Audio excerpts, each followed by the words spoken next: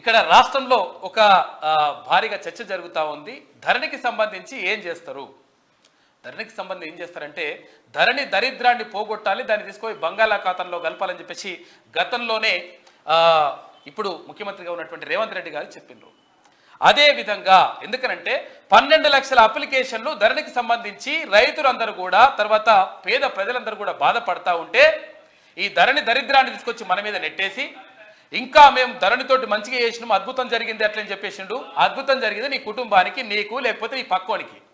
అంతేగాని తెలంగాణ ప్రజలందరూ కూడా ఆగమైపోయి మొత్తం రకరకాలుగా ఇబ్బందులు పడతా ఉన్నారు. కాబట్టి ఈ ధరణి దరిద్రాన్ని ఎట్టి పరిస్థితుల్లో ఉంచడానికి వీల్లేదు. కాబట్టి భూమాతను తీసుకొచ్చి అందులో ఎలాంటి సంస్కరణలు తీసుకురావాలి, దానికి సంబంధించి ఎలాంటి అంటే నియమ నిబంధనలు పెట్టాలి, తర్వాత ఇప్పుడైతే ఏవైతే లోపాలు ఉన్నాయో ఆ లోపాలను ఎట్లా సవరించాలి, వీటన్నిటిపైన ప్రధానంగా దృష్టి పెట్టిండ్రు ముఖ్యమంత్రి రేవంత్ రెడ్డి గారు.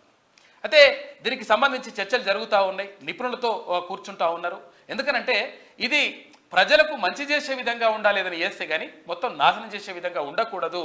ఎందుకంటే ఇక్కడ దాపెట్టుకునే అవకాశం ఉంటుందంట, దాచిపెట్టుకోవచ్చంట. అంటే భూములు కొనొచ్చు, దాచిపెట్టుకోవచ్చు, ఎవరిని కనిపించకుండా వేయచ్చు, ఇవన్నీ కూడా ఉంటుంది అన్నట్టు లెక్క. లంగ కథలన్నీ, ఈ లంగ కథలన్నీ వద్దు.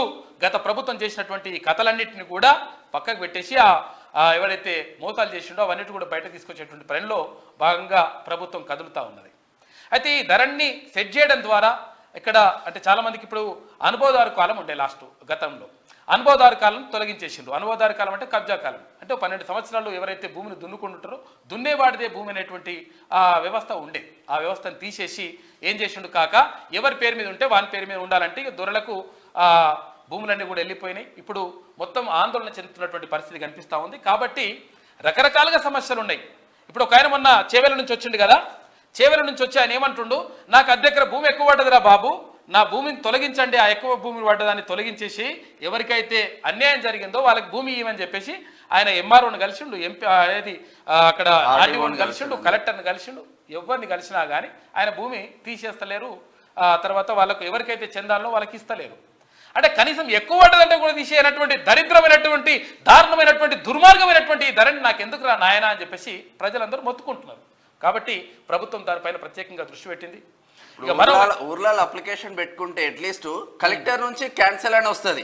రైతుకి ఏం జరిగిందో తెలియదు. అక్కడ పోయి విఆర్ఓ అడిగినా, ఆర్డీఓని అడిగినా, ఎంఆర్ఓని అడిగినా మాకేం తెలుసు కలెక్టర్ క్యాన్సిల్ చేసింది అంటారు. మరి ఎందుకు క్యాన్సిల్, దానిపైన కూడా ప్రత్యేక దృష్టి పెడుతున్నది ప్రభుత్వం.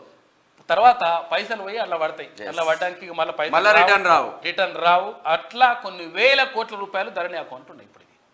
కాబట్టి ధరణి దరిద్రాన్ని తొలగించాలని చెప్పేసి ఒక ప్రభుత్వం భావిస్తూ ఉంది. మరోవైపు ఇక్కడ